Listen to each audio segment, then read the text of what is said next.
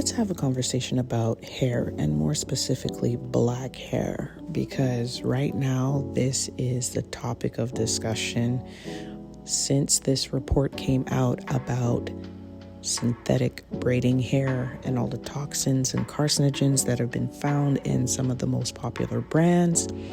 So let's take a different angle, because I've argued about this before. Now, usually you're used to seeing me like this, but let's talk about where it all started. And this is my senior year of high school, where my hair is not only relaxed, but it's dyed blonde. I don't know what I was thinking about. Then you have 2005, where I'm wearing a weave. And of course, I've always wanted to try a weave, so here you go. I have a picture of me in a weave. This is also 2005, where I am wearing a wig. And I actually really like this wig. It made me look really cute. But that's besides the point. So many different hairstyles, so many changes. It's understandable how people can get up in arms about this. And then here, finally, 2006, I'm in another weave. This is just us. This is how we roll. And also here, you're going to see a couple more photos.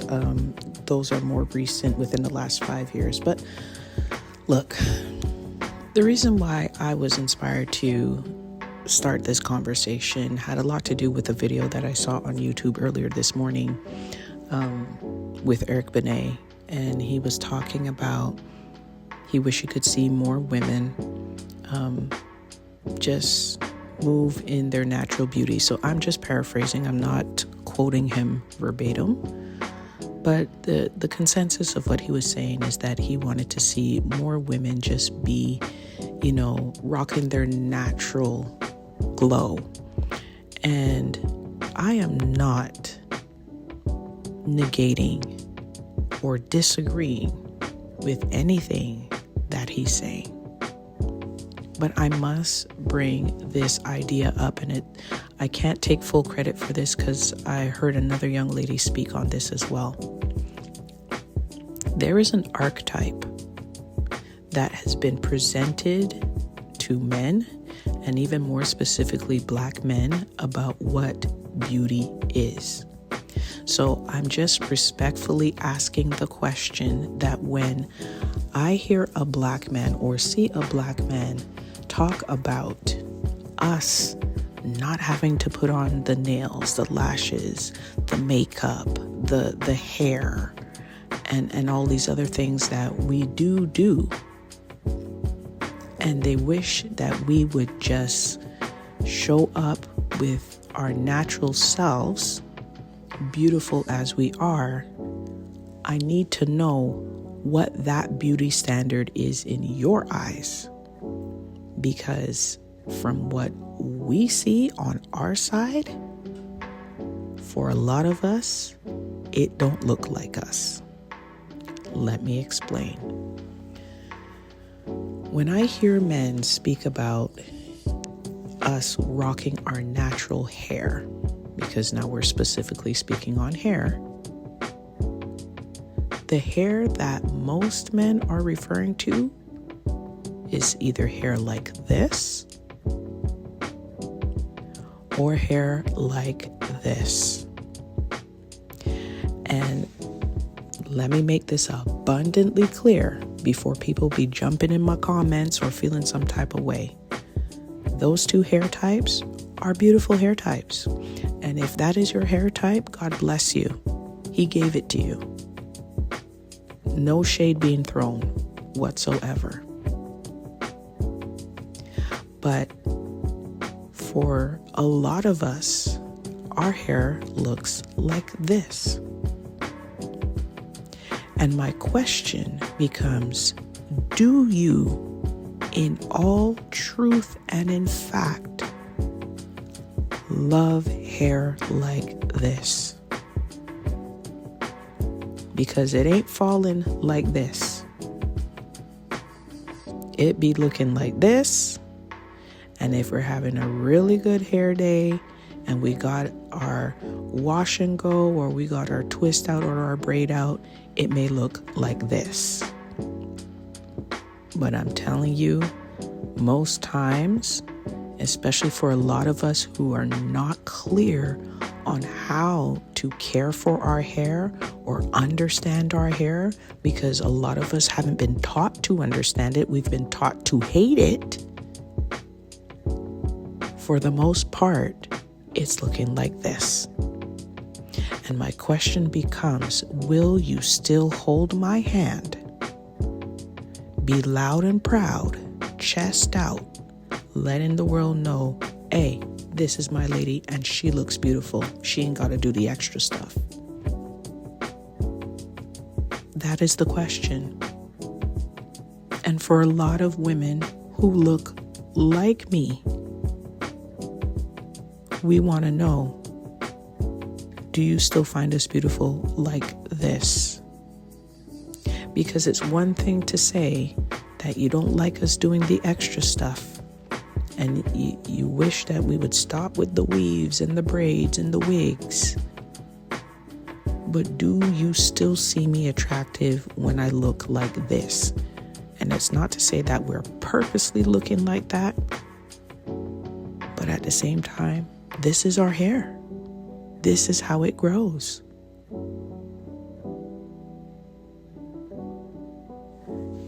So it's either we're going to be honest about the archetype that we've been presented. We're going to be honest about the fact that Black women get chastised left, right, and center for our hair. And I don't know what has become this big obsession with our hair, but nonetheless, it's here. We just want to know. We ain't caring about anybody that don't look like us. They always be flabbergasted and amazed about how our hair stays like that and how it just doesn't move and all this, crazy things that they think are compliments but are really condescending. We as women with what is called from this made-up spectrum that we have 4C hair, is it just as beautiful as 3B hair, as 3A hair? We want to know. Because we're being preached to about all the things that we're doing, but we see you double tap on the very things that don't look like us. And so that messaging is confusing in itself. So I appreciate the men who are keeping it 100% honest. But let me be honest with you. About 85 to 95% of men out there aren't seeing my hair as something beautiful. And that's just real. And I know the narrative can be, you should love you for who you are. F those who ain't rocking with it. I completely agree. I'm not disagreeing with you. But here's reality now. That some of the guys that we may potentially be attracted to are the same guys who like something outside of what we look like. That's just real. That is real. I'll give you an example. I was in a relationship with this guy for 5 years.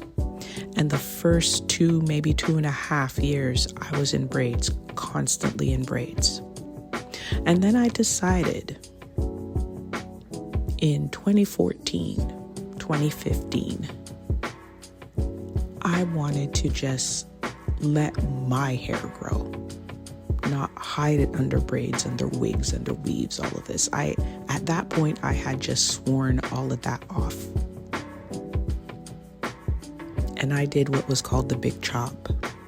And when I did that, and I went to see my boyfriend either the same day or the next day, you know what his reaction was? You cut your hair? Yes, I cut all the damaging and, messed up hair from, either straightening it too much or relaxing at the time. I just wanted to see my hair. I wanted to see my curls for the first time ever in all its glory. So yes, I cut my hair. Okay. And it's reactions like that have us second guessing about our quote unquote natural beauty that you guys be screaming about so much. So when I received that reaction, I said, well, what's the matter? You don't like it? I preferred it long. I preferred it long. Do you guys hear that? I preferred it long. Now, there's nothing wrong with having a personal preference, but that wasn't me. And clearly, you're a black man, I'm a black woman. You know that these are extensions, these are braids. So you're basically saying, you're communicating to me that even in me wanting to appreciate my natural beauty, it wasn't acceptable for you because you preferred it to be something else. And this is the issue that a lot of black women are encountering. So I hope that the complexity of the messaging versus the actions is understood here, because we're in a place where we're so under attack for so many different reasons, and we get next to no support for it. But yet we should accept ourselves the way we are. I don't have the answers. I don't have the answers at all. But I'm asking, where do we go from here? How do we begin to fix this problem? Because it isn't, the whole onus is not on black women. It's about how our black men respond to us as well. And so I don't blame any black woman who's out there rocking the wigs, rocking the weaves. Forget about self-esteem and self-worth. We respond to what we see. That is just fact.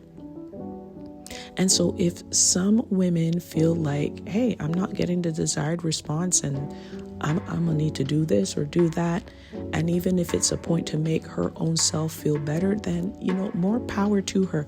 Who am I to judge? I've done it all myself. I've just made a conscious decision that I want to learn about my hair more. I want to take care of it. I want to make sure that it's healthy and that it continues to grow and that I continue to fall in love with the strands that are pushing out of my scalp. But that's a personal thing. And I'm not going to push and impose that on any of my sisters. And at the same time, I would love for us to all learn and love our hair. That's for me. But that encouragement and support, if it don't come from our men, it don't really mean as much. You're double-minded in that sense. So, look, I'm going to end it off here because I could really go on, but that's not the point. The point that I was trying to express here is the confusion and the words versus actions that we as black women see from our men that become a little bit like, I don't know if you're telling 100% of the truth. And I hope that in all that I've said here, it makes sense to you guys. Because we're watching.